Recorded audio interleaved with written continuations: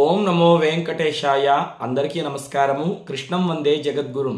భగవద్గీత 2వ అధ్యాయము సాంఖ్యయోగంలో 59వ శ్లోకాన్ని ఇప్పుడు మనం చక్కగా నేర్చుకుందాం. విషయా వినివర్తంతే నిరాహారస్య దేహినః రసవర్జం రసోప్యస్య పరం దృష్ట్వా నివర్తతే. శ్రీకృష్ణ పరమాత్మ అర్జునుడితో చెబుతూ ఉన్నాడు, ఓ పార్థ, ఇంద్రియముల ద్వారా విషయములను గ్రహింపని వాని నుండి ఇంద్రియార్థములు మాత్రము వైదొలగును, కానీ వాటిపై ఆసక్తి మిగిలియుండును. స్థితప్రజ్ఞునకు పరమాత్మ సాక్షాత్కారం అయినందువలన వాని నుండి ఆ ఆసక్తి కూడా తొలగిపోవును అని కృష్ణ పరమాత్మ చెబుతున్నాడు. ఈ శ్లోకంలో స్వామి చెప్పినటువంటి విషయాన్ని జాగ్రత్తగా మనం అర్థం చేసుకుంటే మన జీవితానికి అద్భుతమైనటువంటి పరమార్థం దొరుకుతుంది. ఈ మధ్యన చాలా మంది అన్నం తినడం మానేస్తున్నారు. ఎందుకంటే ఫ్యాట్ ఎక్కువ పెరుగుతుందని, లావ్ అయిపోతారని, డయాబెటీస్ ఇటువంటి అనారోగ్య సమస్యలు వస్తాయని చపాతీలు మాత్రమే తింటున్నారు. అంటే పూర్తిగా అన్నం తినడం మానేయమనా? ఎందుకు ఈ విషయం చెప్తున్నానంటే మీకు అర్థం కావడానికి ఈ విషయం చెప్తున్నాను. ఒక కారణం వలన అన్నం తినడం మానేశారు, చపాతీలు మాత్రం తింటూ ఉన్నారు. ఏదో ఒక ప్రయోజనం ఆశించే కదా. లావ్ అయిపోతామని, కొవ్వు పెరిగిపోతుందని, అనారోగ్య సమస్య వలన అన్నం మానేసామే కానీ పూర్తిగా అన్నం వదిలేయాలని కాదు, అన్నం మీద ద్వేషం కాదు. ఏదో ఒక ప్రయోజనం ఆశించి దాన్ని మనం వదిలేసాం, అంతే కదా.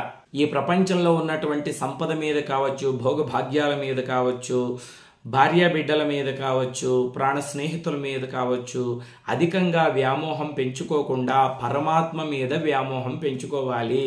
పరమాత్ముడు మనవాడు కావాలి అనే ప్రయత్నం చేయాలి. పరమాత్మను ఎలా పొందాలి అనేటువంటి తపన సర్వకాల సర్వవస్థలందు ఉండాలి. భౌతిక విషయాల పట్ల ఆసక్తి కలగకూడదు. కామ, క్రోధ, లోభ, మోహ, మదమత్సర్యాలని పూర్తిగా త్యజించాలి. ఇవి పూర్తిగా త్యజించినప్పుడే పరమాత్మ మనవాడవుతాడు. మనకు మోక్షం కరతలామలకమవుతుంది. మీకు తేలిగ్గా అర్థమయ్యే విధంగా ఒక ఉదాహరణ చెప్తాను, వినండి. మనం అలసిపోయి ఇంటికి రాగానే అమ్మా కాస్త కాఫీ పెట్టివు అంటాం. అమ్మ కాస్త కాఫీ పెట్టిస్తుంది. ఆ కాఫీ తాగిన తక్షణం, అమ్మా నీ చేతుల మీదుగా పెట్టించిన కాఫీ అమృతంలా ఉందమ్మా, ఇంకెక్కడా తాగబుద్ధి అయ్యేదమ్మా అంటాం. అసలు కాఫీ అమృతంలా ఉంటుందా? ఒకవేళ అమృతం తాగినటువంటి వాడు, అమృతాన్ని రుచి చూసినటువంటి వాడు మళ్ళీ కాఫీని మెచ్చుకుంటాడా? ఇప్పుడు ఒక పెద్ద బావి ఉంది, అబ్బా ఎంత పెద్ద బావి అండి, చెరువులా ఉంది అంటాం.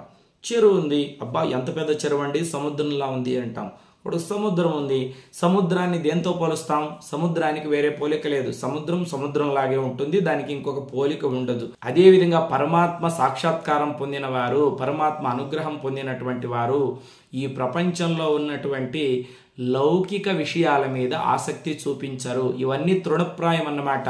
పరమాత్మనే సర్వకాల సర్వవస్థలందు పూజిస్తూ వాళ్ళు ఎంతో సంతోషంగా లోలోనే రమిస్తూ ఉంటారన్నమాట. పరమాత్మ అనుగ్రహం పొందిన వాళ్ళు, పరమాత్మ సాక్షాత్కారం పొందిన వారు ఇక ప్రపంచంలో దేని మీద ఆసక్తి చూపించరు.